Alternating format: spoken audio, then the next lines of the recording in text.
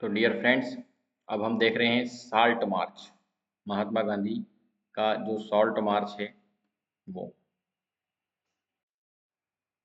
The salt march and civil disobedience movement. तो जो गांधी जी जिस मुद्दे को ढूंढना चाहते थे वो सॉल्ट था, नमक था। नमक सबसे इम्पोर्टेंट मुद्दा बन गया था उस समय में। इसलिए गांधी जी इसके अंदर क्या करते हैं, Mahatma Gandhi found in salt a powerful symbol that could unite the nation. Mahatma Gandhi ने उस समय सॉल्ट को, नमक को एक पावरफुल सिंबल बना दिया जिससे कि पूरा देश एक हो सकता था।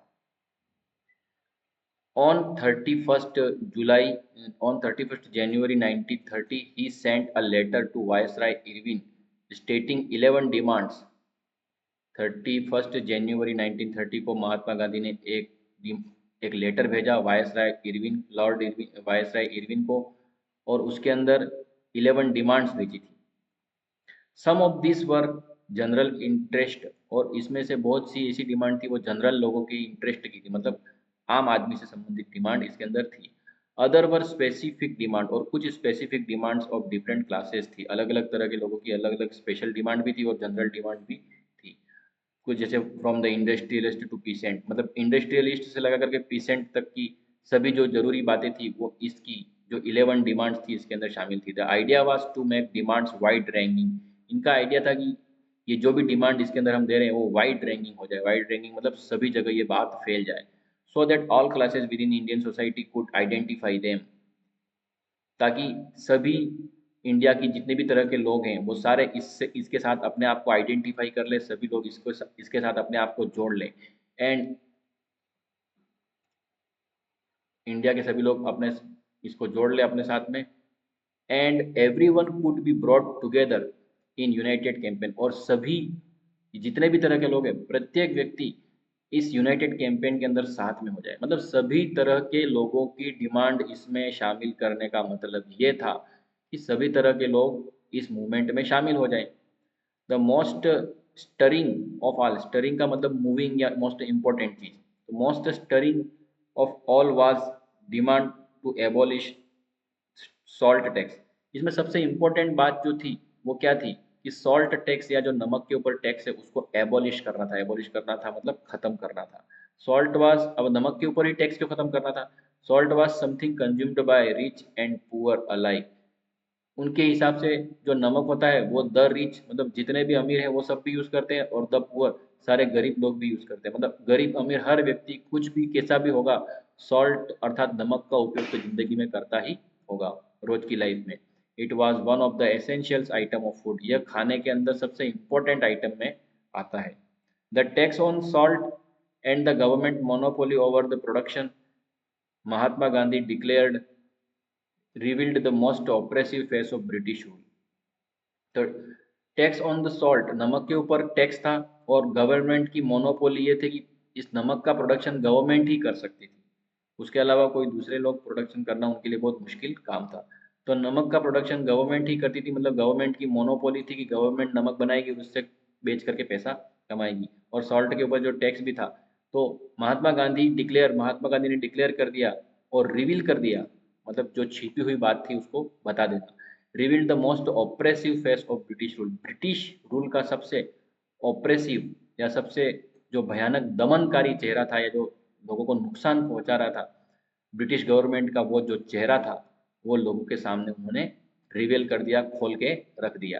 तो नमक का मुद्दा उठा करके महात्मा गांधी ने पूरे देश के लोगों के सामने एक इम्पोर्टेंट समस्या जो देश की थी वो सामने रख दी, और जिसके कारण से ब्रिटिश लोग हैं वो बिल्कुल उनके बारे में ये शो कर दिया कि ये कितनी कॉमन से कॉमन या छोटी मोटी चीज़ के ऊपर भी ये कुछ टैक्स लगा करके ये लोगों को क्या करना चाहते हैं, लोगों से पैसा कमाना चाहते हैं। तो why did Gandhi ji find, ये भी क्वेश्चन बन जाता है, why did Gandhi ji find in salt a powerful symbol that could unite the nation.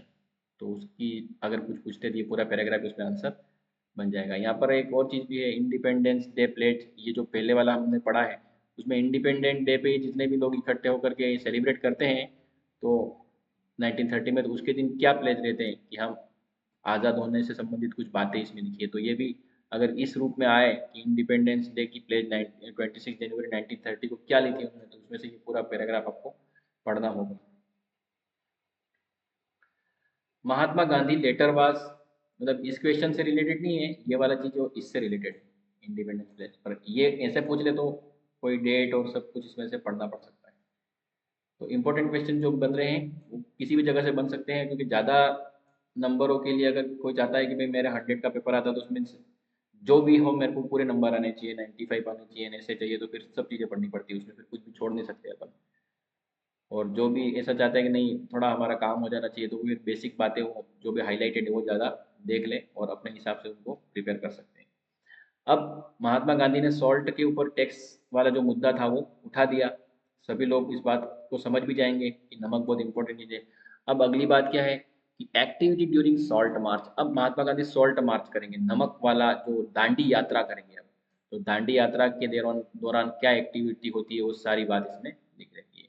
Mahatma Gandhi letter was in way an ultimatum, Mahatma Gandhi का जो लेटर जो लॉर्ड इरविन को उन्होंने भेजा था वो एक तरह से अल्टीमेटम था, एक तरह की वार्निंग थी, एक तरह की चेतावनी थी। If the demands were not fulfilled by 11 मार्च, उसमें उन्होंने लिख रखा था कि डिमांड है वो 11 मार्च तक पूरी नहीं होगी। The letter the letter stated, कि लेटर में और आगे कहा गया था, तो Congress would launch a civil disobedient campaign. तो कांग्रेस में उस लेटर ने पहले से ही लिख रखा था महात्मा गांधी ने कि अगर 11 मार्च तक उनकी डिमांड पूरी नहीं होती है तो वो कांग्रेस जो है वो क्या करेगी, सिविल डिसओबीडियंस कैंपेन को लॉन्च कर देगी। Irwin was unwilling to negotiate, Irwin बातचीत करने के लिए तैयार ही नहीं थे, कोई इच्छा नहीं थी उनकी बात करने की, किसकी, लॉर्ड इरविन की, जो कि वायसराय थे भारत के। वायसराय मतलब इंडिया की उस समय के सबसे बड़े पोस्ट, जैसे अभी राष्ट्रपति या प्रेसिडेंट होता है वैसे उस समय वायसराय हुआ करते थे, जो ब्रिटिश गवर्नमेंट, जो ब्रिटिश थे उनको वहाँ से अपॉइंट करके यहाँ पे भेजते थे और वो पूरे देश को संभालते थे, उसको बोलते हैं वायसराय। तो वायसराय उस समय लॉर्ड इरविन थे। So Mahatma Gandhi started this famous salt march accompanied by 70 of his trusted volunteers। तो महात्मा गांधी ने अपना सॉल्ट मार्च 78 उसके जो ट्रस्टेड वॉलेंटियर्स या साथ में रहने वाले स्वयं सेवक थे, 78 लोगों को साथ में लेकर के महात्मा गांधी ने सॉल्ट मार्च चालू कर दिया था। The March was over 240 miles, March 240 miles लंबा चला, उनकी यात्रा थी, जो ये पैदल चल रहे थे, तो वो मार्च पैदल चलने के लिए वर्ड काम में आता है। तो मार्च जो था उनमें 240 माइल्स ये लोग चले, किलोमीटर मत लिख देना, माइल्स याद रखना पड़ेगा। फ्रॉम गांधी जी आश्रम, ये चालू कहाँ से हुआ था, गांधी जी आश्रम साबरमती से चालू हुआ था, और Gujarat coastal town of Dandi, Gujarat के कोस्टल टाउन जो कि दांडी है वहाँ तक उनका मार्च चलता रहा। तो वॉलेंटियर्स वॉक 24 डेज, वॉलेंटियर्स 24 दिन तक चले महात्मा गांधी के साथ। 10 माइल्स अ डे, एक दिन में ये सब लोग 10-10 माइल चलते थे और गांधी जी उनके साथ चलते थे। Thousands came to hear Mahatma Gandhi wherever he stop, जहाँ जहाँ महात्मा गांधी रुकते थे वहाँ पर हजारों लोग उनको सुनने आया करते थे। तो ये चल कर इसलिए जा रहे हैं ताकि ज़्यादा से ज़्यादा लोगों में महात्मा गांधी के मूवमेंट का प्रचार हो, उसके कारण से ही ये चल रहे हैं। अदरवाइज तो ये गाड़ियों में भी जा सकते थे, पर उसका रीज़न ये है कि चल के जाएंगे तो सभी लोगों से कनेक्ट हो पाएंगे और दूसरे लोग भी उनके साथ आ सकते हैं। एंड ही टोल्ड देम, और महात्मा गांधी ने उनको कहा that he meant by swaraj and urged them to peacefully defy the British. Mahatma Gandhi ने उनको सभी लोगों को बताया कि स्वराज क्या है, उसके बारे में समझाया उनको, और अर्ज किया लोगों को किसी चीज़ के लिए, मतलब जोर दे के कहना कि जो भी कुछ करना है वो पीसफुल तरीके से करना है। Peacefully defy the British, defy का मतलब बात नहीं मानना या डिसओबीडियंस हो जाना। तो महात्मा गांधी ने सभी लोगों को, जो भी उनका कुछ स्पीच सुनने आते थे, उनको सब लोगों को बोला कि ब्रिटिश को बहुत पीसफुली डिफाई करना है, तो ब्रिटिश गवर्नमेंट को की बात को नहीं मानना है, उनके कानूनों को डिसओबे करना है, लेकिन ये वो बहुत पीसफुल तरीके से होना चाहिए, शांति से होना चाहिए ये काम, ऐसा महात्मा गांधी ने अपने जो स्पीच के दौरान लोगों को वो कहते रहे।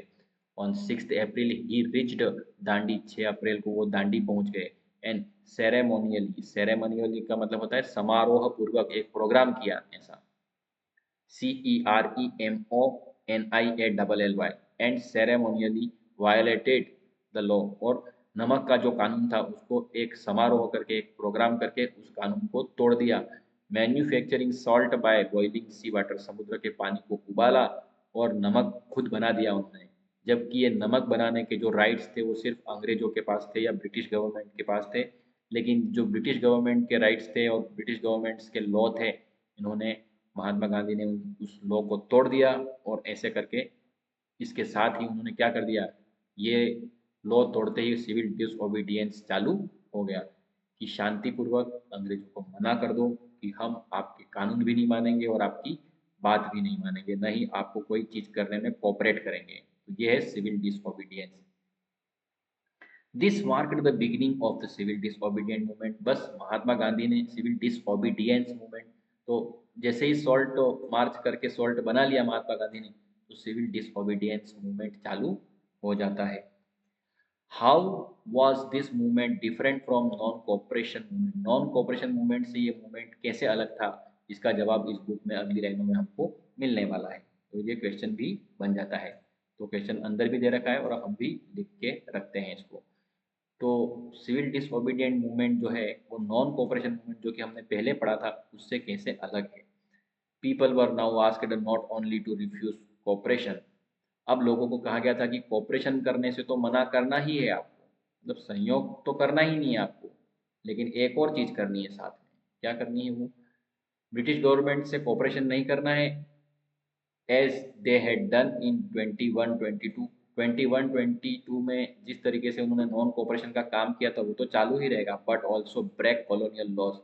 अब तो जो कॉलोनियल लॉज हैं, जो अंग्रेजों ने कानून बना रखे हैं भारत में रहने से संबंधित, जो भी उनके उनके खुद के कानून हैं, उन भारत के जो भी कॉलोनियल लॉज हैं उनको कानूनों को भी तोड़ना है। क्योंकि नॉन कोऑपरेशन में सिर्फ इतना बोला था कि कोऑपरेट नहीं करना है, सहयोग नहीं करना है अंग्रेजों के किसी भी काम में, लेकिन अब तो जो अंग्रेजों के बनाए हुए कानून है वो भी तोड़ो, ऐसा उन्होंने गांधी जी ने ये दूसरी चीज उसमें जोड़ी है।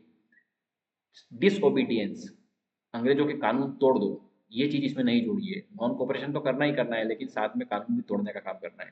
Thousands of different part of the country broke the salt law. देश के अंदर बहुत सारे जो लोग थे उन्होंने सॉल्ट लॉ को ब्रेक कर दिया, नमक कानूनों को जगह जगह लोगों ने तोड़ना चालू कर दिया। मैन्युफैक्चर्ड सॉल्ट, नमक बनाया लोगों ने। Demonstrated in front of government salt factories, सरकारी सॉल्ट फैक्ट्रियों के सामने डेमोस्ट्रेशन किया उन्होंने।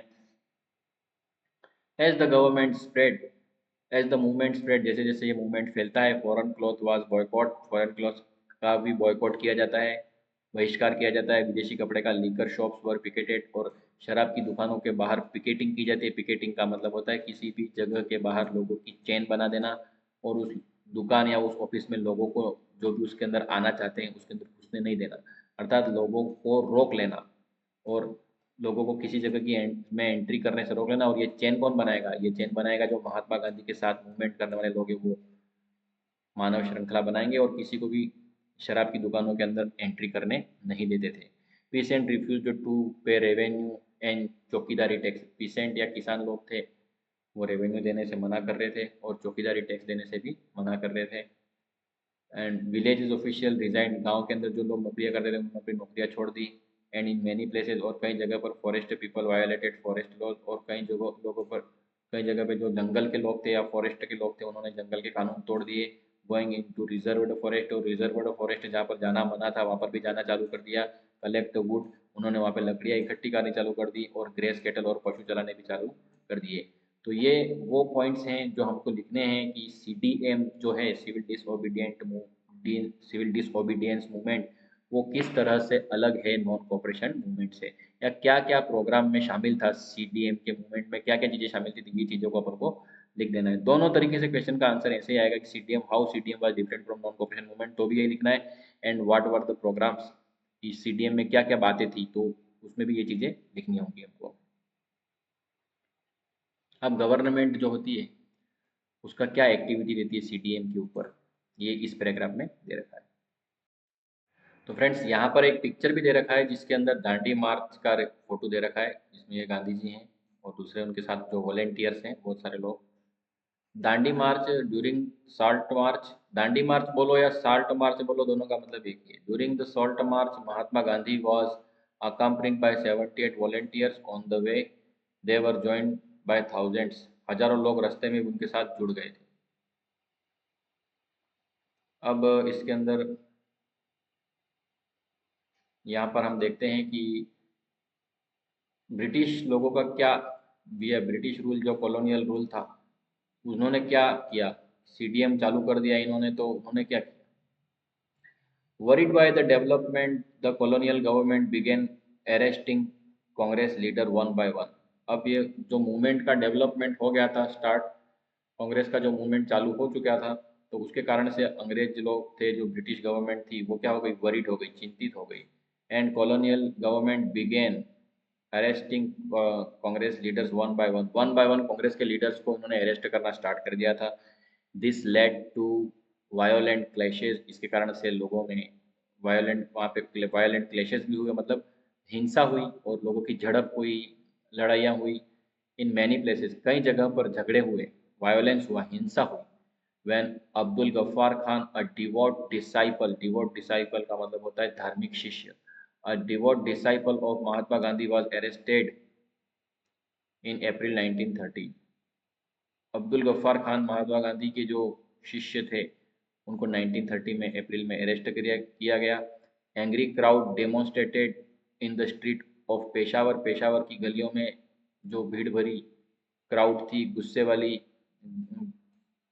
जो भीड़ थी, गुस्से गुस्से भरे हुए लोग थे, वो पेशावर की गलियों के अंदर उन्होंने डेमोन्स्ट्रेशन किया, facing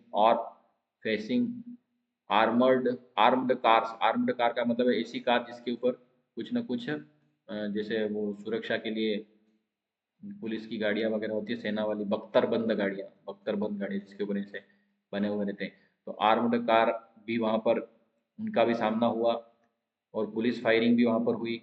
and many were killed, कई लोग मारे गए थे। अ मंथ लेटर, एक महीने बाद, when Mahatma Gandhi himself arrested, Mahatma Gandhi को भी एक महीने बाद अरेस्ट कर लिया जाता है। Industrial worker in Sholapur attacked police post, और शोलापुर के अंदर इंडस्ट्रियल जो वर्कर होते हैं, वो पुलिस पोस्ट पे हमले कर देते हैं, म्यूनिसिपल बिल्डिंग्स वगैरह पे भी हमले हो जाते हैं, लॉ कोर्ट और रेलवे स्टेशन, इन जगह सब जगह पर अटैक करने लग जाते हैं। All structures that symbolise British rule, British rule को दिखाने वाला हर स्ट्रक्चर या हर तरह की चीज़ जो ब्रिटिश रूल से संबंधित है, उन सब के ऊपर हमले होने स्टार्ट हो जाते हैं। A frightened government responded with the policy of brutal repression। अब जो फ्राइटन्ड गवर्नमेंट है, डरी हुई सरकार है, जो अपना रिस्पॉन्स देती है और भी ब्रूटल रिप्रेशन करती है, और भी क्रूर तरीके से और क्रूअल तरीके से रिप्रेशन करती है, दमन करती है, लोगों के साथ मारपीट और नुकसान पहुंचाने का काम करती है लोगों को। पीसफुल सत्याग्रहीज वर अटैक्ड, और शांति से जो भी सत्याग्रह कर रहे हैं उनके ऊपर भी हमला किया जा गया था। वुमन एंड चिल्ड्रन वर बिटन, बच्चों को और औरतों को भी मारा गया। About 1 lakh people were arrested, इस मूवमेंट के दौरान कम से लगभग 1 लाख लोगों को अरेस्ट कर लिया गया था। तो ये मूवमेंट का जब डेवलपमेंट होता है, तब ब्रिटिश गवर्नमेंट का क्या एक्टिविटी रहती है, वो इस पैराग्राफ में दे रखा है। In such situation Mahatma Gandhi once again decided to call off the movement, इस दशा के अंदर महात्मा गांधी ने फिर से डिसाइड कर लिया कि मूवमेंट को कॉल ऑफ करना पड़ेगा, मतलब स्थगित करना पड़ेगा, बंद करना पड़ेगा।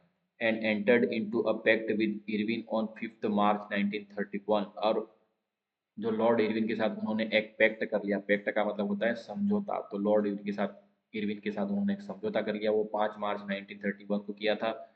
गांधी इरविन पैक्ट इसको कहते हैं। गांधी जी कंसेंटेड, गांधी जी ने परमिशन दी to participate in the round table conference. तो गांधी जी ने इस समझौते के तहत क्या किया कि गांधी जी को उन्होंने बोल दिया कि आप, एक राउंड टेबल कॉन्फ्रेंस होगी, और उस राउंड टेबल कॉन्फ्रेंस के अंदर, मतलब मीटिंग होगी एक तरह से, उस राउंड टेबल कॉन्फ्रेंस के अंदर आपको भाग लेना है। और जो भी ब्रूटल, ये जो भी चल रहा था ब्रूटल रिप्रेशन, और उन सबको रोकने के लिए गांधी जी ने ये सारा काम किया था। तो गांधी जी ने समझौता कर लिया 5 मार्च 1931 को, और समझौते में ये था कि आपको कॉन्फ्रेंस में मीटिंग करने के लिए आना पड़ेगा। The Congress had boycotted first round table conference.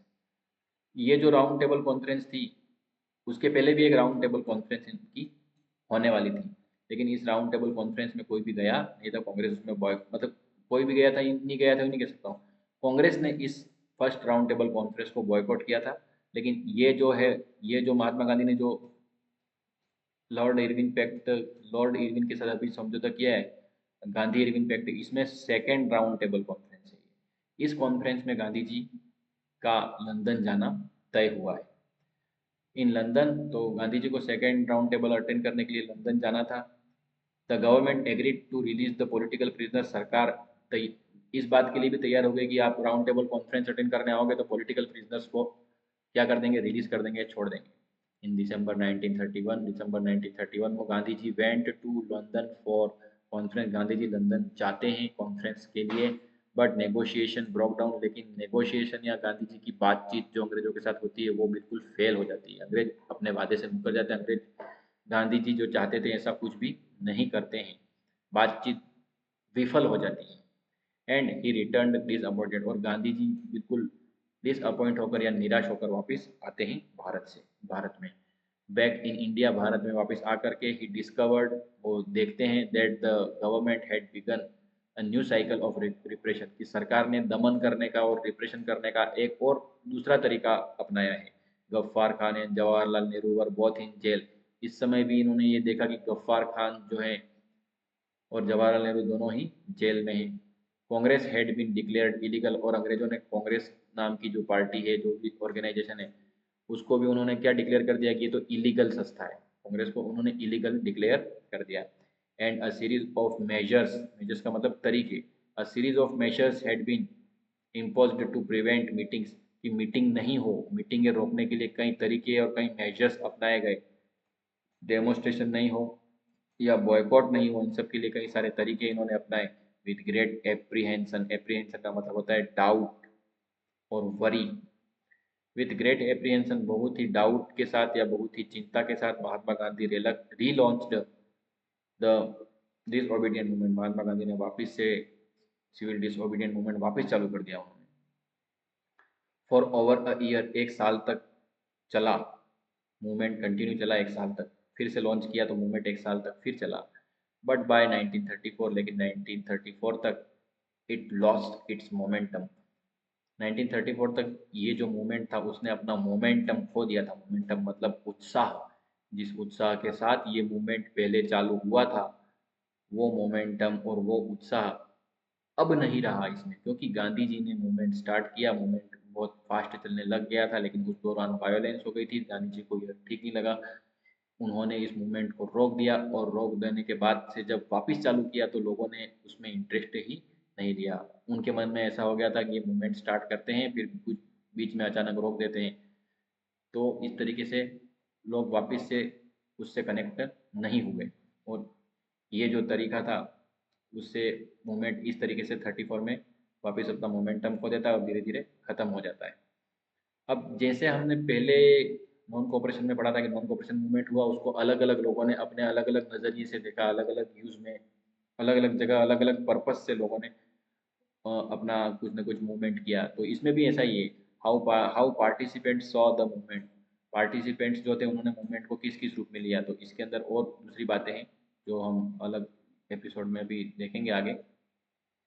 अब to the altar of revolution we have brought our youth incenses. Incense, incense का मतलब क्या होता है, यहाँ पर ये एक अलग पैराग्राफ है जिसमें भगत सिंह के बारे में दे रखा है, और इन्होंने HSR पार्टी बनाई है, और भगत सिंह को जो भगत सिंह ने जो किया था, बटुकेश्वर दत्त ने जो किया था, वो सब इस पैराग्राफ के अंदर दे रखा है। तो ये भी अगर क्वेश्चन बन के आता है या ये लाइन बन के आती है, to the altar of this revolution we have brought our youth as incense, तो ये पूछता है तो पूरा पैराग्राफ आंसर के अंदर हमको इसकी बातें लिखनी पड़ेंगी। तो यहाँ पर ये एक साइड में दे रखा है बॉक्स में इंफॉर्मेशन, तो वो भी हमको पढ़नी होगी क्योंकि ये भी क्वेश्चन बन के आ सकता है। तो आइए देख लेते हैं उसको। To the altar of revolution we have brought our youth as incense. Altar का मतलब होता है वेदी, यज्ञ वगैरह करते हैं वहाँ की। तो अगर रिवॉल्यूशन चल रहा है तो उसकी जो वेदी है या उसका जो यज्ञ वाली जगह है, वहाँ पर हमको हमारे जो यूथ हैं या यंग लोग हैं उनको धूप, इंसेंस का मतलब होता है धूप के रूप में काम करना पड़ेगा। मतलब यंग लोगों को अपनी सारी इच्छाएं छोड़ के कुछ न कुछ सेक्रीफाइस करना होगा, तो ही इस देश के अंदर रिवॉल्यूशन का कोई फ़ायदा हो सकता है। ये इसका कहने का मतलब है। अगर ये लाइन देते तो हमको इसमें से लिखना पड़ेगा। तो आइए देखते हैं इसका क्या, इसका मतलब क्या है। पूरा अंदर का एक लाइन, उस लाइन को अंदर से उठा के दिया है यहाँ से। तो इसमें क्या दे रखा है, many nationalist thought that the struggle against British could not be won through non violence. कई नेशनलिस्ट ऐसा सोचते थे कि नॉन वायलेंस का जो तरीका है उससे ब्रिटिश लोगों उसको हम नहीं जीत सकते हैं। In 1928 Hindustan socialist republican army HSRA was founded at meeting in Feroz Shah Kotla ground in Delhi. Delhi के अंदर फिरोज शाह कोटला ग्राउंड है, वहाँ पर एक मीटिंग हुई थी। मीटिंग के अंदर एक बनाई गई थी, एक ग्रुप बनाया गया पूरा जिसका नाम है the Hindustan socialist republican army. तो इसके अंदर क्या होता है आगे, अमंगेस्ट इट्स लीडर, इनके जो लीडर कौन थे, इस HSRA के लीडर कौन कौन लोग थे, भगत सिंह थे, जतीन दास थे और अजय घोष, ये इसके लीडर थे इसके अंदर। और in a series of dramatic actions in different parts of India. अब HSRA ने इंडिया में बहुत सारे कुछ न कुछ एक्शन किए थे, बहुत सारे कुछ न कुछ अलग अलग काम किए थे। और HSRA targeted some of the symbol of British power, British power के जो जो सिंबल होते हैं उसके ऊपर HSRA ने टारगेट किया था। In April 1929 Bhagat Singh and Batukeshwar Dutt threw bomb in legislative assembly. Batukeshwar Dutt और भगत सिंह ने 1929 के अप्रैल मंथ के अंदर असेंबली के अंदर बम, लेजिस्लेटिव असेंबली के अंदर बम फेंक दिया था। द सेम ईयर, इसी साल में, there was an attempt to blow up the train that Lord Irwin was travelling in. और इसी साल में लॉर्ड इरविन की जो ट्रेन थी उसको भी बम से उड़ाने की कोशिश की गई थी। Bhagat Singh was 23 when he was tried. Tried का मतलब मुकदमा चला उनके ऊपर। भगत सिंह 23 के थे जब उनके ऊपर मुकदमा चला था, कोर्ट में उनको ले जाया गया था। And executed by the colonial government, और उनको कॉलोनियल गवर्नमेंट ने एग्जीक्यूट कर दिया, उनको फांसी की सजा दे दी, उनको मौत की सजा दे दी थी। ड्यूरिंग हिज ट्रायल, तो भगत सिंह का जब कोर्ट में ट्रायल होता था या कोर्ट के अंदर जब उनको पेश किया जाता था, भगत सिंह स्टेटेड, भगत सिंह ने कहा था that he did not wish to glorify the cult of bomb and pistol, कि वह बम और पिस्तौल की जो कल्ट है या प्रथा है, कल्ट का मतलब होता है प्रथा, रिवाज, तो वो बम और पिस्तौल का कोई रिवाज शुरू करना या उसको ग्लोरीफाई करना नहीं चाहते हैं। But he wanted a revolution in society, वो तो सोसाइटी के अंदर रिवॉल्यूशन पैदा करना चाहते हैं, सो समाज के अंदर क्रांति लाना चाहते हैं। इसके कारण से ही उन्होंने जो ये ऊपर जो एक्टिविटी दे रखी है, वो एक्टिविटी करने का क्या रीज़न था कि ये समाज के अंदर या सोसाइटी के अंदर जो लोग सोए हुए हैं वो जगाना चाहते हैं, उसके लिए उन्होंने ऐसा काम किया था। तो भगत सिंह को जब फांसी हुई थी तब वो 23 के ही थे। अब ये जो भी लाइन नीचे दे रखी है वो पूरी लाइन उन्होंने बोली है। Revolution is inalienable right of mankind. Inalienable का मतलब होता है, इसका मतलब भी बहुत ज़रूरी चीज़ ही होता है, और इसके अंदर इनप्रिस्क्रिप्टिबल भी लिखा है, उसका भी मतलब अति आवश्यक ही होता है।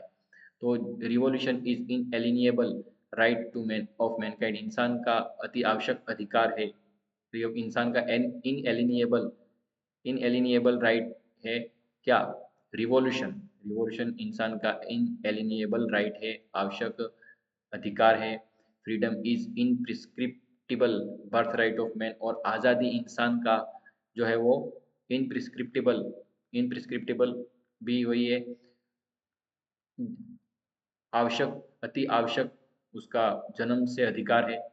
The labourer is the real sustainer of society, और जो लेबरर होते हैं, जो मजदूर लोग होते हैं, वो समाज के वास्तविक सस्टेनर है। समाज अगर आज जिंदा है तो लेबरर की वजह से जिंदा है, मजदूर की वजह से जिंदा है, क्योंकि हर आदमी लेबर की तरह काम नहीं करता है, तो बाकी सब लोग लेबर के कामों से ही ज़िंदगी में कुछ न कुछ फ़ायदा लेते हैं, चाहे वो फैक्ट्रियों में काम करते हों या खेतों में काम करते हों। अब ये वो ऊपर वाली लाइन इसमें दे रखी है, to the altar of revolution, to the to the altar of this revolution we have brought our youth as incense. ये रिवॉल्यूशन का जो भी ऑल्टर है, उसकी रिवॉल्यूशन की जो भी वेदी है, उसके ऊपर हमारे जो यंग लोग हैं उनको धूप की तरह रहना पड़ेगा, धूप की तरह जलना पड़ेगा, तभी रिवॉल्यूशन कुछ फल दे सकता है। For no sacrifice is too great for so magnificent a cause we are content. अगर हम किसी तरह से कोई सेक्रीफाइस नहीं करते तो इसका मतलब ये समझ जाओ कि हम बिल्कुल कॉन्टेंट हैं, संतुष्ट हैं। We await the advent of revolution, हमें जो रिवॉल्यूशन है उसकी शुरुआत जो रिवॉल्यूशन है उसकी एडवेंट या शुरुआत करनी होगी। इनकलाब जिंदाबाद। इसका मतलब एक अवर्णनीय भी होता है और अविभाज्य भी होता है। अवर्णनीय मतलब जिसका वर्णन नहीं कर सकते हैं ऐसा, और इनप्रिस्क्रिप्टिबल मतलब जिसको प्रिस्क्राइब करने की कोई ज़रूरत नहीं हो, ये भी इसका अर्थ है। और दूसरी चीज़ यहाँ पर जैसे नीचे और लाइन दे रखी है कि जिसमें अपन कह रहे हैं कि youth in sense no sacrifice is too great for magnificent cause. किसी भी देश के अंदर कुछ भी अच्छा सही करना है, इंडिपेंडेंट करना है उसको, तो कोई भी सेक्रीफाइस इतने बड़े लक्ष्य के लिए बहुत ही बड़ी बात नहीं है। इतने मैग्निफिशिएंट, इतने शानदार काम के लिए, इतने बड़े काम के लिए कोई भी सेक्रीफाइस बहुत बड़ा नहीं कहलाता है। वी आर कॉन्टेंट, हम संतुष्ट हैं। वी अवेट, हम इंतज़ार कर रहे हैं। किस चीज़ का इंतज़ार कर रहे हैं? द एडवेंट ऑफ रिवॉल्यूशन, कि रिवॉल्यूशन शुरू शुरू हो या क्रांति शुरू हो, उसका हम इंतज़ार करते हैं। इनकलाब जिंदाबाद। तो इस बात के साथ भगत सिंह ने अपना जो कोर्ट में ट्रायल हुआ था उसमें ये बात उन्होंने कही थी। अब आइए हम देखते हैं अपना अगला हिस्सा, जिसके अंदर हम बात करने वाले हैं कि how participants saw the movement. ये जो भी मूवमेंट हुआ है उसमें पार्टिसिपेंट्स लोग हैं, उनका क्या रोल है, कौन कौन लोग इस सीडीएम मूवमेंट के अंदर पार्टिसिपेट होते हैं और उस मूवमेंट में वो क्या करते हैं। Let us look at different social groups that participated in the civil disobedient movement। अलग अलग तरह के सोशल ग्रुप जो हैं वो इस मूवमेंट में भाग लेते हैं। Why did they join the movement, वो लोग क्यों मूवमेंट में भाग लेते हैं। वाट वर देयर आइडियल्स, उनके आइडियल्स क्या हैं, उनके क्या मतलब एम्स हैं इसके अंदर, और व्हाट क्या आदर्श हैं उनके, and what did swaraj mean to them, और उन लोगों के लिए स्वराज का मतलब क्या है। मतलब अलग अलग लोग इस मूवमेंट के अंदर पार्टिसिपेट होते हैं और उनके अलग अलग एम होते हैं, इसके कारण से वो इसमें पार्टिसिपेट हो रहे हैं। तो आइए देखते हैं। In country side rich peasants communities like Patidar of Gujarat and Jat of Uttar Pradesh. Country side का मतलब गाँवों के अंदर, पीसेंट कम्युनिटीज मतलब जो भी किसान लोग हैं, लेकिन वो कौन से किसान है, rich pheasant, rich pheasant, rich pheasant, rich pheasant, rich pheasant. इसके अंदर हम इस पैराग्राफ में जो भी पढ़ रहे हैं वो अमीर किसानों के बारे में पढ़ेंगे, जिनके पास है ऐसे किसान, प्रॉपर्टी पैसा है ऐसे किसान। इन कंट्री साइड गाँव में rich peasant communities like Patidar of Gujarat, Gujarat के पाटीदार, और Jat of Uttar Pradesh were active in the movement. Movement के अंदर एक्टिव थे। कौन सा मूवमेंट है भैया, सीडीएम मूवमेंट है, सिविल डिसोबीडिएंट मूवमेंट। उसके अंदर एक्टिव थे ये। Being producer of commercial crop, ये कमर्शियल क्रॉप उगाते थे।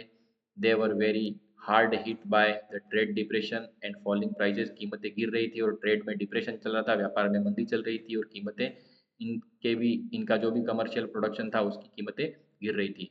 As their cash income disappeared, उनकी कैश इनकम बिल्कुल कम हो गई थी, गायब हो गई थी। They found it impossible to pay government revenue, इसलिए वो सरकार का रेवेन्यू नहीं भर पा रहे थे। मतलब जो भी ये रिच पीसेंट हैं उनके पास अगर खुद के पास उनकी क्रॉप नहीं बिकेगी, उनकी कमर्शियल क्रॉप नहीं बिकेगी, तो उनको पास पैसा नहीं आएगा। पैसा नहीं आएगा तो वो गवर्नमेंट को रेवेन्यू नहीं भर पाएंगे। ये प्रॉब्लम आ रही थी। तो गवर्नमेंट रेवेन्यू मांग रही है लेकिन रिच पीसेंट रेवेन्यू नहीं भर सकते हैं, क्योंकि उनकी क्रॉप है वो सेल नहीं हो रही है। क्यों नहीं हो रही, क्योंकि डिप्रेशन चल रहा है, पैसों की कमी चल रही है सब जगह, ट्रेड में डिप्रेशन चल रहा है और फॉलिंग प्राइसेस, कीमतें हर चीज़ की कम हो रही हैं, तो उनको उनका पैसा नहीं मिल रहा है उनको प्रोडक्शन का।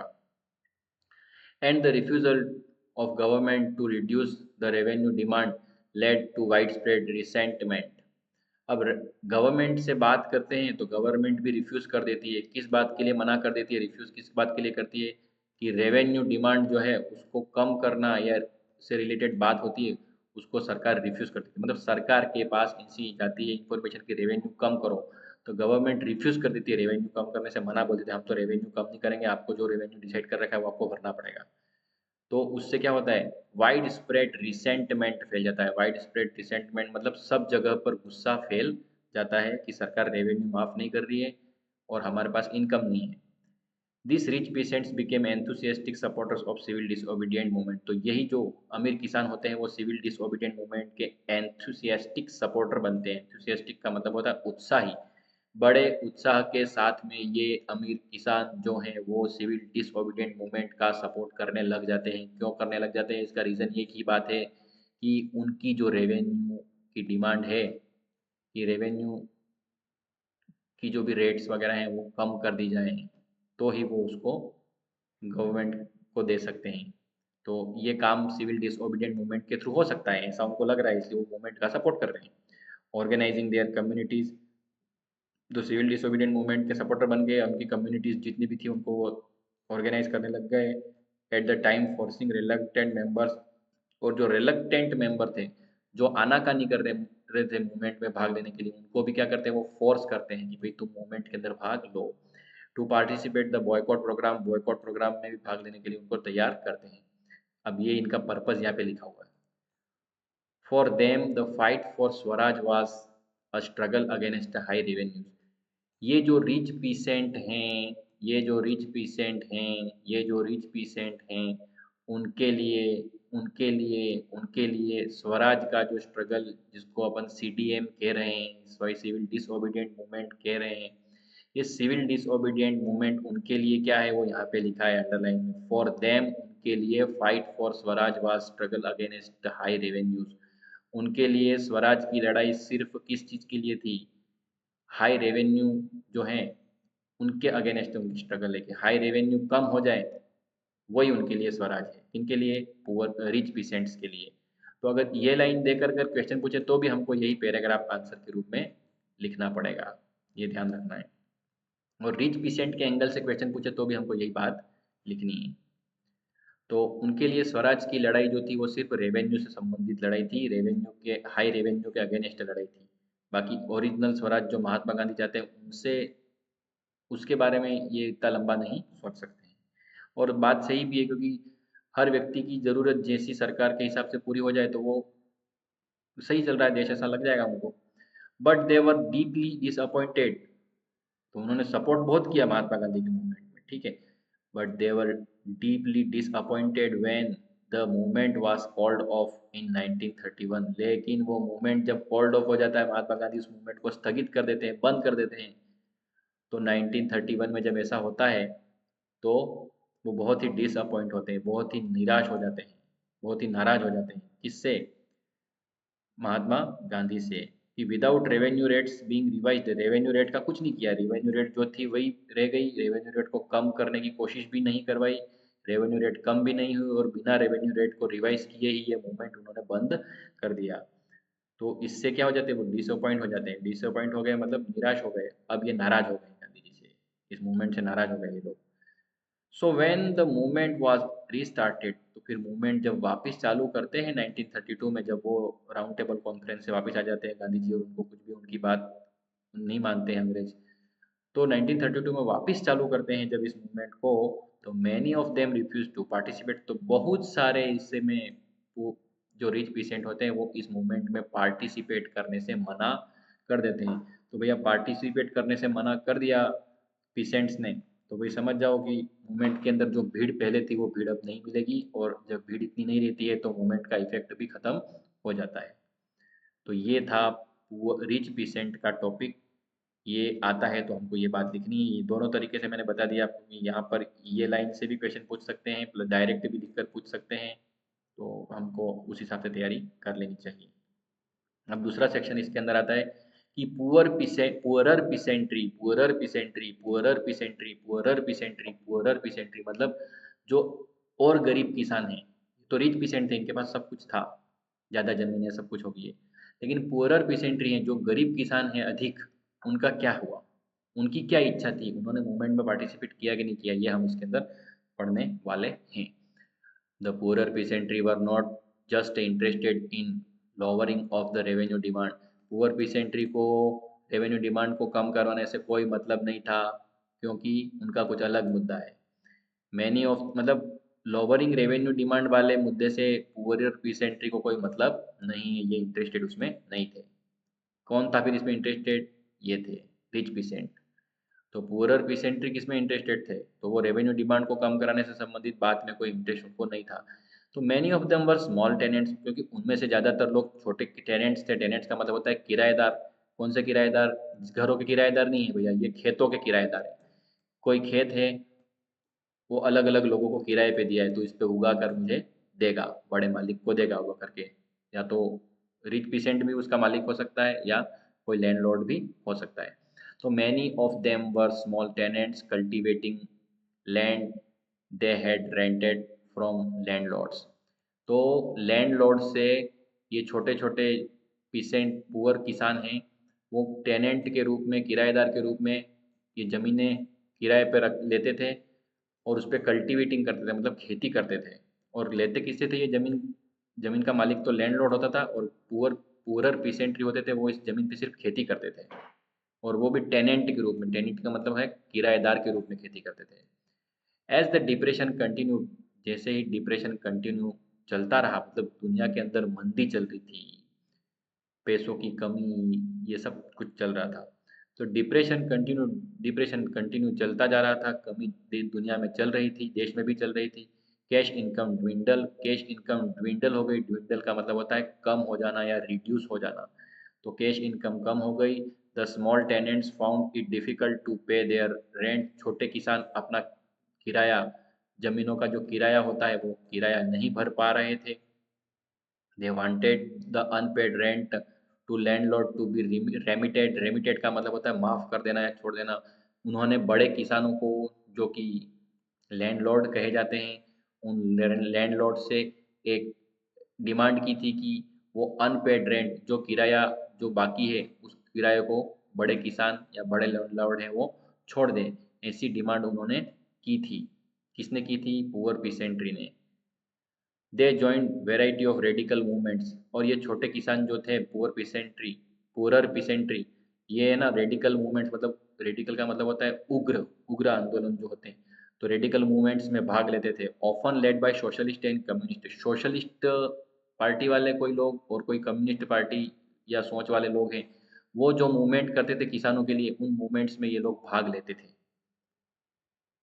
और apprehensive of raising issues that might upset rich peasants and landlords, the Congress was unwilling to support no rent campaign in the most places. अब यहाँ पर एक दूसरी एप्रीहेंसिव का मतलब होता है वरीड या चिंतित होना। तो कांग्रेस इस मामले में एक चिंतित थी। किस मामले में? कि ये रिच पेसेंट्स के साथ में है कांग्रेस, और कांग्रेस लैंडलॉर्ड के साथ में भी है। तो रिच पीसेंट्स और कांग्रेस रिच पेसेंट्स और लैंडलॉर्ड के साथ में है। तो इसके कारण से कांग्रेस है वो नो रेंट कैंपेन जो भी ये लोग चला रहे हैं, कौन? पुअरर पीसेंट्री, उनके साथ देने में इंटरेस्ट नहीं लिया। Congress unwilling to support no rent campaign in most places. कि no rent campaign poorer peasantry वाले लोग चला रहे थे, और उस नो रेंट कैंपेन में कांग्रेस ने अनविलिंग किया। अनविलिंग करना मतलब कोई इंटरेस्ट नहीं लेना। तो कांग्रेस किसकी तरफ थी? तो कांग्रेस जो थी वो लैंडलॉर्ड्स और जो रिच पीसेंट्स की तरफ थी। जब ये लैंडलॉर्ड और रिच पीसेंट की तरफ कांग्रेस है, तो वह पुअर पीसेंट्री की तरफ नहीं रहेगी, क्योंकि पुअर पीसेंट्री वाले लोग ही रिच जो लैंडलॉर्ड्स को क्या देते हैं? रेंट दे रहे हैं। तो पुअर पीसेंट्री वाले लोग कांग्रेस में इंटरेस्ट नहीं लेंगे, क्योंकि कांग्रेस उनकी बात नहीं सुनेगी, क्योंकि कांग्रेस किसके साथ में है? कांग्रेस तो उनके मालिकों के साथ में है। So the relationship between the poor peasants and Congress remained uncertain. इसलिए कांग्रेस और पुअर पीसेंट के जो रिलेशन थे वो अनसर्टेन थे, अनिश्चित थे। मतलब कांग्रेस क्लियरली पुअर पीसेंट के साथ में नहीं थी, लेकिन लैंडलॉर्ड के साथ में थी। तो उसके कारण से पुअर पीसेंट्री है वो कांग्रेस से डायरेक्ट कनेक्टेड नहीं है, वो सीधे कनेक्टेड हैं सोशलिस्ट और कम्युनिस्ट लोगों के साथ में काम कर रहे हैं। तो अमीर जमींदारों को खुश करने के लिए कांग्रेस ने गरीब किसानों को नाखुश कर दिया। ये इसमें लिखने का मतलब है। तो पुअर पीसेंट्री के बारे में कुछ पूछते हैं, या ये लाइन देकर क्वेश्चन पूछ लेते हैं, the Congress was unwilling to support rent no rent campaign in most places इस, या the relationship between poor peasants and Congress remain uncertain, ऐसा करके क्वेश्चन पूछ लेते हैं, तो हमको ये वाली चीज़ें लिखनी पड़ेंगी पूरी इस पैराग्राफ की। तो फ्रेंड्स यहाँ पर हम इस बात को फिनिश कर रहे हैं। अब इसमें जो हमारा अगला पॉइंट आता है वो ये बिजनेस क्लास से रिलेटेड पॉइंट आता है इसमें, जो इस मूवमेंट के अंदर जो भी बातें हैं, आगे बहुत दो तीन तरह के क्वेश्चन इसमें और बन रहे हैं, तो वो भी हम देखेंगे। Role of business classes in CDM, civil disobedience movement के अंदर बिजनेस क्लास जो ट्रेडर वगैरह हैं उनका क्या रोल है? हर रोल अपने आप में एक क्वेश्चन है। तो बड़ा क्वेश्चन तब बनेगा जब पूरा पैराग्राफ पूछ ले, वो 3 नंबर वगैरह में पूछ ले। और छोटा क्वेश्चन कब बनेगा जब 1 नंबर का पूछ ले और डेटा पूछ ले अंदर से, किसी की फुल फॉर्म पूछ ले, या एच एस आर है हमने जो पिछले पढ़ा एच एस आर इसकी फुल फॉर्म पूछ ले, तो कैसे लिखोगे भैया? अंदर दे रखे होगी तब लिखोगे। या कौन से सन में क्या बना, ये सब कुछ भी पूछ सकते हैं, क्योंकि आपको पूरे नंबर चाहिए तो पूरा पढ़ना पड़ेगा, सीधी बात है। तो role of business class in CDM, business class लोगों का क्या रोल था, या what about business class in CDM, how did they relate civil disobedience movement, civil disobedience movement के अंदर बिजनेस क्लास लोगों ने क्या किया। During first world war Indian merchants and industrialist had made huge profits and become powerful. तो first world war के अंदर जो इंडियन इंडस्ट्रियलिस्ट और मर्चेंट थे उन्होंने खूब पैसा कमाया था और बहुत पावरफुल बन गए थे। Keen on expanding their business, अपने बिजनेस को ये बहुत एक्सपेंड करने और बढ़ाने की इच्छा रख रहे थे। They now reacted against colonial policies and restricted business activities, that restricted business activities. अब ये कॉलोनियल पॉलिसीज के खिलाफ थे, क्योंकि कॉलोनियल पॉलिसीज जो थी उन्होंने इंडियन लोगों का बिजनेस जो था उसको क्या कर रखा था, रेस्ट्रिक्ट कर रखा था। मतलब कहीं न कहीं उनको नुकसान का सामना करना पड़ रहा था, कुछ न कुछ चीज़ों पे उनको रेस्ट्रिक्शन या प्रतिबंध का सामना करना पड़ रहा था। इसलिए जो भी बिज़नेस क्लासेस जो हैं, वो कॉलोनियल गवर्नमेंट के अगेंस्ट थी, क्योंकि कॉलोनियल गवर्नमेंट की जो पॉलिसी थी वो बिल्कुल उनके लिए नुकसानदायक थी। किसके लिए नुकसानदायक थी? बिज़नेस क्लासेस के लिए। They wanted protection against the imports of foreign goods, way foreign goods जो भी इम्पोर्ट होता था, विदेशी सामान जो आता था इम्पोर्ट होता था, उसके अगेंस्ट कुछ प्रोटेक्शन चाहते थे। And rupee sterling foreign exchange ratio that would discourage imports, और रूपी स्टर्लिंग, स्टर्लिंग जो कि पाउंड स्टर्लिंग जो कि ब्रिटेन से की करेंसी है, तो रूपी स्टर्लिंग फॉरेन एक्सचेंज जो है उसका जो रेशो है वो उस रूप में चाहते थे जिस रूप में फॉरेन का इंपोर्ट है वो डिस्करेज हो या कम हो। कुल मिलाकर के जो बिजनेस क्लास हैं वो इंपोर्ट को डिस्करेज करना चाहते थे, ये उनकी मेन डिमांड थी। To organise business interests they formed Indian industrial commerce Congress in 1920। Business interest जो हैं, जितने भी तरह के बिजनेस इंटरेस्ट से संबंधित बातें हैं उसको एक ही जगह पर उनको इकट्ठा करने के लिए उन्होंने क्या बनाया था, Indian industrial Congress commercial Congress 1920 बनाई थी। इसकी डेट वगैरह पूछ सकते, 1 नंबर का क्वेश्चन बनता है। And federation of Indian chamber of commerce and industries FICCI ये 1927 में ये भी बनाई थी फेडरेशन उन्होंने। Led by prominent industrialist like Purushottam Das Thakur Das. अब इनके लीडर कौन थे इन सब चीज़ों के? पुरुषोत्तम दास ठाकुर दास थे एंड GT बिरला, इस तरीके के लोग इनके लीडर थे। The industrialist attack the colonial control over Indian economy.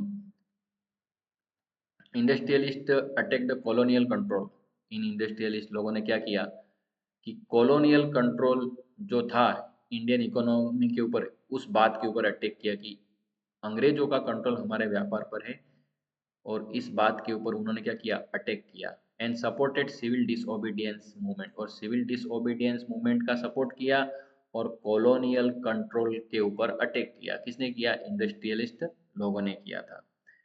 It was first launched, तो जब फर्स्ट में CDM लॉन्च हुआ था उस समय अंग्रेजों के खिलाफ इन्होंने कॉलोनियल कंट्रोल के ऊपर बहुत अटैक किया। अटैक किया मतलब कॉलोनियल कंट्रोल नहीं मानना चाहते थे ये, और CDM का इन्होंने सपोर्ट किया था। किन्होंने किया था? बिजनेस क्लासेस ने, इंडस्ट्रियलिस्ट थे उन्होंने, ट्रेडर्स ने, सभी ने इन्होंने सपोर्ट किया फर्स्ट टाइम CDM लॉन्च हुआ था तब। तो ये उनका एक्टिविटी था। तो एक्टिविटी पूछते थे यहाँ तक भी याद कर सकते हो, आगे जितना लिखो आपकी वर्ड लिमिट के हिसाब से ही आपको लिखना है, पर इंपॉर्टेंट पॉइंट्स होने चाहिए क्वेश्चन के आंसर में, ताकि और बुक की लाइनें ज़्यादा से ज़्यादा जल्दी से जल्दी बार बार रिपीट करो, पढ़ो उसको, देखो इसको, और ऐसा करके याद करो तो आपके आंसर बहुत अच्छे जा सकते हैं।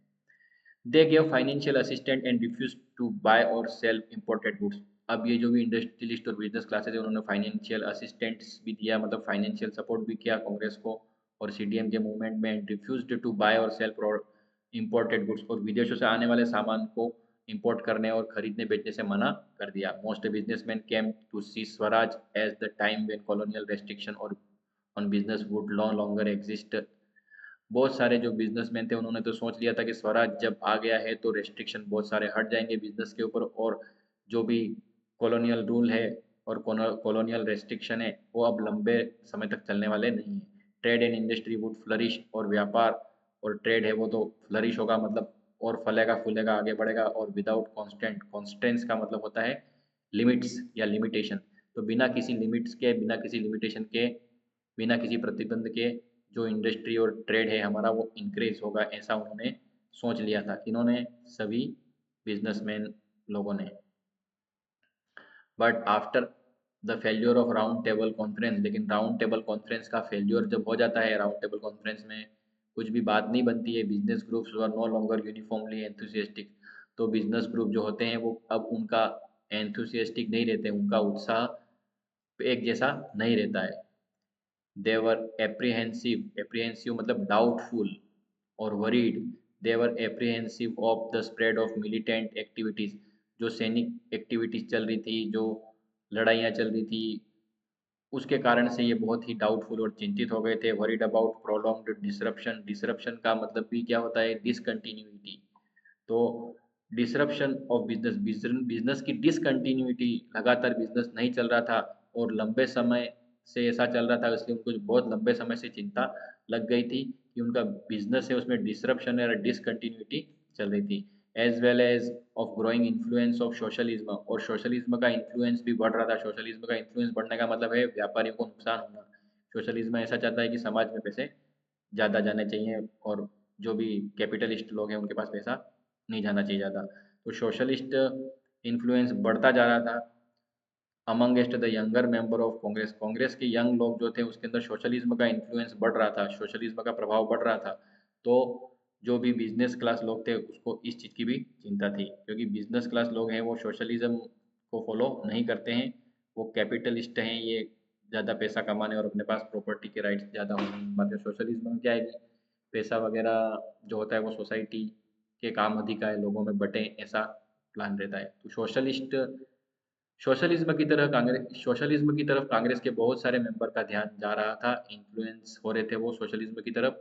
इसलिए जो बिजनेसमैन थे उन उनको बड़ी इस बात की चिंता थी।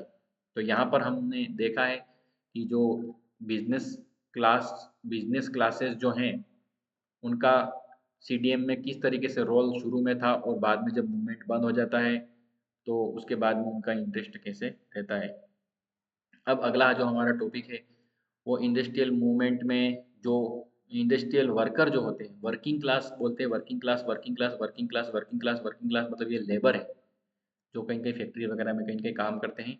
तो लेबर का क्या रोल रहा या वर्किंग क्लास का क्या रोल रहा सीडीएम के अंदर, ये हमको इसके अंदर समझना पड़ेगा। तो कांग्रेस, ये पहले पुअर पीसेंट और रिच पीसेंट वाली बात होगी, रिच पीसेंट के साथ अगर कांग्रेस है तो पुअर पीसेंट के साथ कांग्रेस नहीं है।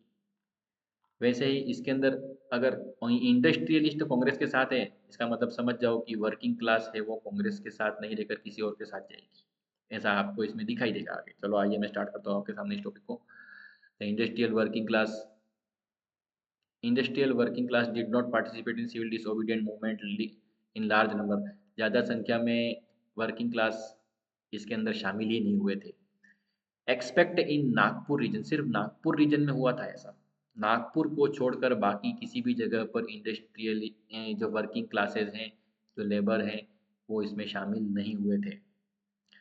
As the industrialist came closer to Congress, जैसे कि हम कह सकते हैं कि इंडस्ट्रियलिस्ट हैं वो कांग्रेस से ज़्यादा पास में थे। वर्कर स्टेट अलूफ, अलूफ का मतलब होता है अलग या away, worker state aloof, aloof का मतलब होता है अवे, अवे, अवे दूर, अलग। तो इंडस्ट्रियलिस्ट कांग्रेस के पास थे, इंडस्ट्रियलिस्ट कांग्रेस के क्लोजर थे, तो वर्कर कांग्रेस से अलूफ हो गए, अलूफ होने का मतलब दूर हो गए। But in spite of that some worker did participate in civil disobedient movement, इसके बावजूद भी कुछ वर्कर थे वो सिविल डिसोबीडिएंट मूवमेंट में उन्होंने भाग लिया था selectively, adopting some of the ideas of the Gandhian programme, Gandhian programme के कुछ आइडियाज भी उन्होंने एडोप्ट किए थे, like boycott of foreign goods. कुछ मजदूर ऐसे थे जो बॉयकॉट ऑफ फॉरेन गुड्स में सपोर्ट कर रहे थे, as a part of their own movements against low wages, क्योंकि वो लो वेजेस मतलब कम मजदूरी उनको मिलती थी, उसके लिए भी अब ये मूवमेंट कर रहे थे। तो उस मूवमेंट के दौरान ये बॉयकॉट ऑफ फॉरेन गुड्स वाला काम भी कर रहे थे और पुअर वर्किंग कंडीशन के अगेंस्ट भी ये काम कर रहे थे। लो वेजेस मतलब उनको कम मजदूरी मिलती थी, उसके लिए ये मूवमेंट कर रहे थे मजदूर लोग, और पुअर वर्किंग कंडीशन में उनको काम करना पड़ता था, इसके लिए भी मूवमेंट कर रहे थे ये लोग। तो इस मूवमेंट के दौरान ये बॉयकॉट वाला काम भी कर देते थे, जो गांधीयन प्रोग्राम थे उसको भी फॉलो करते थे ये बीच में। There were strikes by railway workers in 1930। 1930 में रेलवे वर्कर्स ने स्ट्राइक की थी, और डॉक वर्कर्स जो कि शिप के वर्कर होते हैं, उन डॉक वर्कर्स ने 1932 में भी क्या की थी, रेल स्ट्राइक की थी, हड़ताल की थी, स्ट्राइक की थी, हड़ताल की थी, स्ट्राइक की थी, हड़ताल की थी। तो इस तरीके से आपको याद हो जाएगा, जल्दी जल्दी से बार बार बोलना चाहिए आपको। इन 1930 थाउजेंड्स ऑफ वर्कर इन छोटा Nagpur tin mine, tin tin tin tin metal है, ठीक है, टीन माइन, छोटा नागपुर की टीन की माइन के अंदर जो वर्कर काम करते थे, वॉर गांधी के, उन्होंने गांधी टोपी पहनी थी। वेयर का वो सेकंड फॉर्म वॉर होती है, तो वॉर गांधी के, इन्होंने गांधी टोपी पहनी थी। Participate in the protest rallies and boycott campaign. अब ये जो टीन माइन के लेबर हैं, इन लोगों ने रैलियों में भाग लिया था और बॉयकॉट कैंपेन में भी हिस्सा लिया था। But the Congress was reluctant to include worker demands. लेकिन कांग्रेस ने अभी भी आनाकानी की, आनाकानी की, आनाकानी की, रिलक्टेंट, रिलक्टेंट, रिलक्टेंट, कांग्रेस ने अभी भी आनाकानी की थी। किस चीज़ में आनाकानी की थी? वर्कर की डिमांड को अपने प्रोग्राम और अपने स्ट्रगल के प्रोग्राम में शामिल करने में आनाकानी की। वर्कर की डिमांड को कांग्रेस ने अपने प्रोग्राम में और अपने स्ट्रगल प्रोग्राम के अंदर शामिल करने में आनाकानी की, मतलब वर्कर की डिमांड को कांग्रेस ने अपने साथ शामिल नहीं किया था। It felt that this would alienate industrialists and divide anti-imperial forces। क्योंकि कांग्रेस ने ऐसा महसूस किया था कि अगर हम वर्किंग क्लास को अपने साथ शामिल कर लेते हैं, तो कांग्रेस जो है उसमें इंडस्ट्रियलिस्ट वहाँ से हट जाएंगे, या इंडस्ट्रियलिस्ट का सपोर्ट कांग्रेस को नहीं मिलेगा। इस चक्कर में उन्होंने वर्कर की जो डिमांड थी उसको अपने प्रोग्राम में शामिल नहीं किया। तो it felt that this would एलिनेट industrialist and divide anti imperial forces.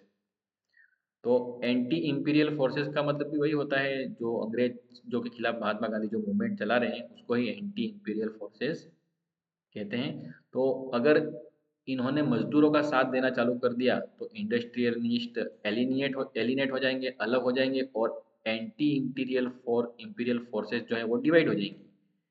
इनका जो टीम है, जो कांग्रेस की जो टीम है वो टूट जाएगी, क्योंकि उसमें से इंडस्ट्रियलिस्ट बाहर निकल जाएंगे। इंडस्ट्रियलिस्ट बाहर क्यों निकल जाएंगे? क्योंकि कांग्रेस अगर मजदूरों की डिमांड को एक्सेप्ट कर लेती थी, कांग्रेस अगर मजदूरों की डिमांड को एक्सेप्ट करती थी, मजदूरों की डिमांड को अपने मूवमेंट में शामिल कर लेती, तो इंडस्ट्रियलिस्ट उससे बाहर निकल जाते और उससे उनका मूवमेंट कमजोर पड़ जाता। इसलिए उन्होंने वर्कर को अपने साथ नहीं रखा कांग्रेस वालों ने, क्योंकि एक वर्कर होता है और एक वर्कर और एक इंडस्ट्रियलिस्ट दोनों साथ में नहीं रह सकते। कारण क्या है कि वर्कर ज़्यादा मजदूरी चाहते हैं और इंडस्ट्रियलिस्ट उनको कम मजदूरी देना चाहते हैं। तो ये मालिक और नौकर एक साथ बैठे, ऐसा संभव बहुत कठिन लगता है। इसलिए कांग्रेस इंडस्ट्रियलिस्ट के साथ रही और वर्कर के साथ नहीं रही। तो मजदूरों को शामिल करने से इंडस्ट्रियलिस्ट अलग हो जाएंगे, ये डर था कांग्रेस को, इसलिए उन्होंने इंडस्ट्रियलिस्ट को अपने साथ में रखा और मजदूरों को उनसे अलग रखा। तो अब ये चीज़ जो है वो इसमें हमको ध्यान रखनी है। अगला इसके अंदर पॉइंट हमारा बनता है कि इसमें वुमन का पार्टिसिपेशन क्या था, role of woman in CDM. CDM में महिलाओं का क्या रोल था, ये भी एक इम्पोर्टेंट क्वेश्चन बनता है। Another important feature of the civil disobedient movement was large scale participation of woman. इसमें लार्ज स्केल पार्टिसिपेशन, महिलाओं ने बहुत बड़े लेवल पर इस मूवमेंट के अंदर भाग लिया था। During Gandhi ji salt march, Gandhi ji के सॉल्ट मार्च में thousands of woman came out of their homes to listen to him. Mahatma Gandhi को सुनने के लिए हजारों औरतें घरों से बाहर आई थी। इसमें सॉल्ट मार्च के टाइम में दे पार्टिसिपेटेड इन प्रोटेस्ट मार्चेस में महिलाओं ने साथ दिया था। मैन्युफैक्चर्ड साल्ट, और साल्ट मैन्युफैक्चर करने का जो भी प्रोग्राम महात्मा गांधी ने किया था उसके अंदर भी वुमन ने उसमें साथ दिया था। एंड यहाँ पे पिक्चर भी दे रखा है, उस पिक्चर के साइड में कोटेशन भी दे रखा है ये। Picket at foreign cloth and liquor shop, और फॉरेन क्लॉथ जो है उसके बाहर पिकेटिंग करना था, लोगों की लाइन लगा करके अंदर घुसने नहीं देना खरीदने के लिए, मानव श्रृंखला बना करके कहीं पे भी किसी दुकान वगैरह में और शराब की दुकानों में और कपड़ों की दुकानों में लोगों को घुसने नहीं देना, उसको ही पिकेटिंग करना बोलते हैं। तो इसमें भी फीमेल ने, वुमन ने साथ दिया था।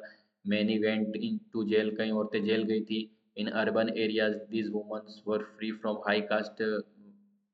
शहरों के अंदर ये महिलाएं जो थी वो कौन सी थी भैया, ये हाई कास्ट फैमिलीज की औरतें थी।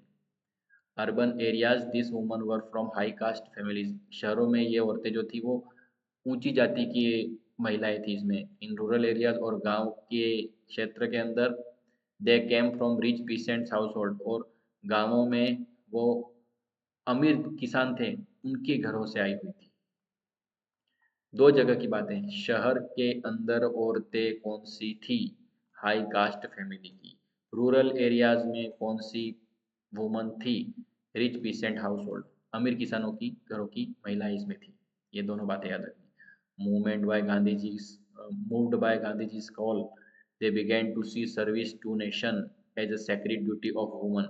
गांधी जी का बुलावा, moved by Gandhi ji call का मतलब होता है गांधी जी के बुलावे होने, गांधी जी का बुलावा होने पर, they began to see service to nation.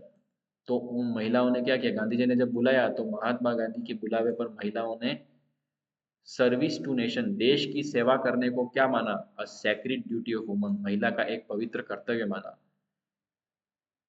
Gandhi ji के बुलावे पर देश की सेवा को महिलाओं ने एक पवित्र कर्तव्य माना और देश की सेवा की।